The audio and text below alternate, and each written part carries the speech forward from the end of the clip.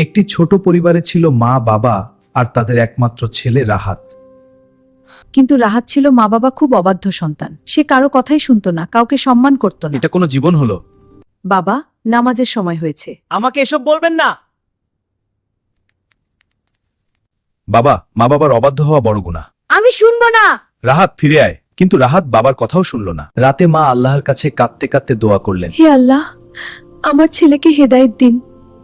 একদিন হঠাৎ রাহাত অসুস্থ হয়ে পড়ল। কিছুক্ষণ পরেই তার মৃত্যু হলো। তার অবাধ্যতার কারণে কবর সংকুচিত হয়ে তাকে কষ্ট দিতে লাগলো। এটাই তোমার শাস্তি। তার গুনাহের জন্যে তাকে জাহান্নামের ভয়ঙ্কর শাস্তির দৃশ্য দেখানো হলো। সে কাঁদতে কাঁদতে বলল, হায়, যদি আমি মা বাবার কথা শুনতাম। মা বাবার অবাধ্য হওয়া ইসলাম ধর্মে বড় গুনাহ। তাই সবসময় মা বাবাকে সম্মান করো।